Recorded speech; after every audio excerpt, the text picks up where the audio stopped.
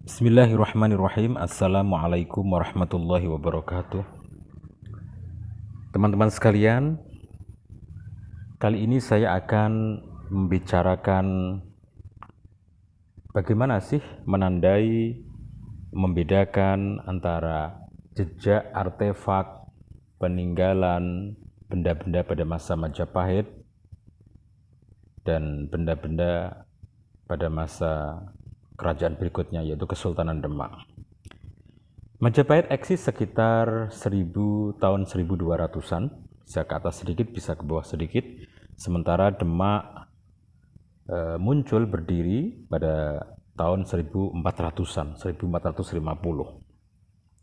Nah, umumnya para peneliti kita juga masyarakat umum menandai bahkan memastikan bahwa apabila di satu tempat misalnya ditemukan artefak, bangunan, fondasi, prasasti, apalagi kemudian nisan, apalagi di Jawa Timur, yaitu batu bata, biasanya buru-buru ini peninggalan pada masa Majapahit misalnya. Ini banyak kita saksikan ketika di Jombang, di Mojokerto, di Kediri, di persawahan, di tempat apapun, apabila ditemukan tatanan fundamen batu bata, maka kesimpulannya ini peninggalan pada masa Majapahit dan seterusnya. Sehingga praktis Majapahit kemudian dianggap jejaknya itu di mana-mana. Nah, yang repot kemudian Demak. Kesultanan Demak seakan tidak berjejak. Karena materialnya sisa-sisanya ya batu bata, batu alam, batu putih, batu bata itu. Kalau sudah diklaim sisa Majapahit, kerajaan berikutnya tidak kebagian. Seperti itu. Nah, sebetulnya bagaimana sih kita menandai atau memetakan ini? Teman-teman sekalian, perlu difahami bahwa Kesultanan Demak itu eksis setelah kerajaan Majapahit runtuh. Mereka bertetangga. Faktanya, calon elit Demak, para calon elit Demak itu bertemu, bersinergi, belajar, saling bahu-membahu dengan elit Majapahit pada masanya. Cerita Kanjeng Sunan Ampel pada masa mudanya. Itu ketika datang, dikabarkan, diberitakan datang dari Campa, negeri Campa, itu pertama-tama mendatangi di Istana Majapahit. Dan ini beralasan karena buliknya, ibulik kandung Said Rahmat atau Raden Rahmat itu digarwo menjadi istri Raja Majapahit kala itu. Nah, pada masa-masa berikutnya kita tahu bahwa Kanjeng Sunan Ampel Muda atau Said Rahmat ini berdialog, mendapat pengarahan, berdiskusi dari Raja Majapahit. Dan masih banyak tokoh lain, tokoh muslim yang bersinergi dengan para elit Majapahit. Ini menjadi petunjuk, ini menjadi penanda atau bukti bahwa umat Islam, tokoh Islam ada di dalam istana itu hal yang lumrah, hal yang masuk akal, hal yang biasa, tidak ada masalah. Atau bisa jadi di dalam istana juga sudah ada Islam yang berkembang, atau banyak kemungkinan lain. Nah, titik. Karena Demak dan Majapahit ini bertetangga secara periode, maka bisa diduga peradabannya, tata pemerintahan, kemudian tata kehidupan, tradisi, cara pandang, itu ada kesamaan, beririsan. Maka ya jangan dibayangkan bahwa Kesultanan Demak itu model hidupnya, cara hidupnya, perkakasnya, benda-bendanya paradigmanya itu sama sekali berbeda, itu tidak seperti itu.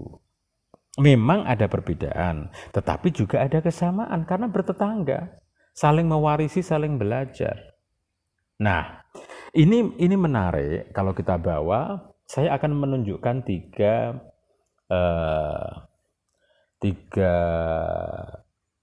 tempat yang di dalamnya kita temukan hidup atau tempat ini, situs ini eksis pada masa Majapahit, kemudian diwarisi oleh periode berikutnya, yaitu para tokoh pada masa Kesultanan Demak. Pertama adalah di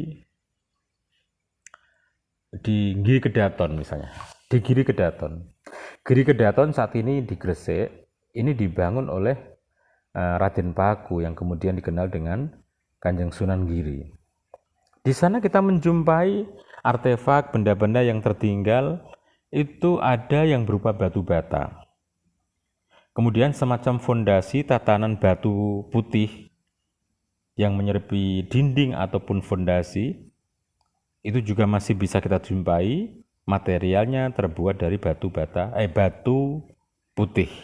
Jadi di tempat itu ada batu bata, ada batu putih. Ini di Giri Kedaton di Gresik.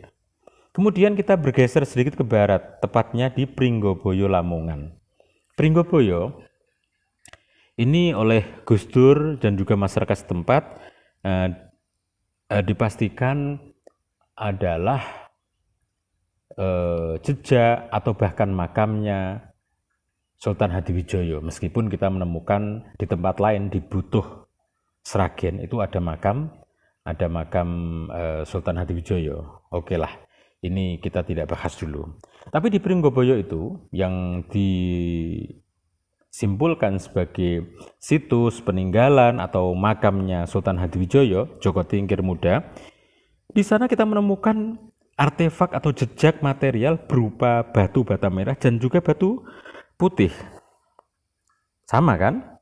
Ini tentu situs lama, bisa pada masa Majapahit, bisa sebelumnya, yang pada masa Demak kemudian dilestarikan, diwarisi atau diduduki elit Kesultanan Demak. Jadi pada masa Majapahit eksis, pada masa Kesultanan Demak juga eksis. Sehingga jejaknya itu bertemu gitu loh, dan tidak ada masalah.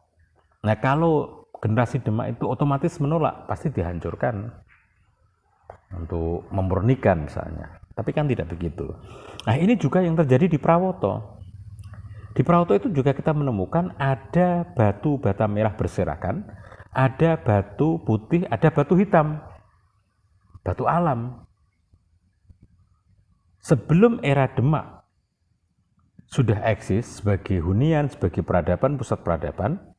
Pada masa Kesultanan Demak dipilih para Sultan Demak sebagai pusat pemerintahan. Dan satu lagi, yaitu di Kudus. Kita tahu yang sekarang ini menjadi Menara Kudus, ada masjidnya Kanjeng Sunan Kudus, makamnya Kanjeng Sunan Kudus. Ini beberapa tokoh menerangkan bahwa itu adalah istana Pangeran Pancawati yang kemudian karena sangat menghormati dan terpesona dengan Kanjeng Sunan Kudus dalam mengekspresikan ajaran keislaman, kemudian diserahkan atau dilanjutkan Kanjeng Sunan Kudus. Dan jejak materialnya juga dilestarikan, bahkan sampai sekarang. Kalau kita melihat Kudus itu kan potret bagaimana bangunan masa lalu terawat dengan baik. Jadi sentuhan para seniman, para pemerhati sejarah benda purbakala Kudus ini luar biasa beda dalam merawat, merekonstruksi warisan masa lalu. Sangat apik, sangat indah tangan-tangan dingin ini luar biasa. Kesimpulannya, jejak Majapahit pada masanya ketika Majapahit pengaruhnya mulai berangsur surut diwarisi, dilanjutkan oleh generasi Demak. Mereka tidak masalah dengan warisan ini. Ini menjadi pelajaran kita bersama untuk lebih cermat lagi mempelajari warisan bangsa-bangsa kita, bangsa pendahulu kita. Semoga bermanfaat. Wassalamualaikum warahmatullahi wabarakatuh.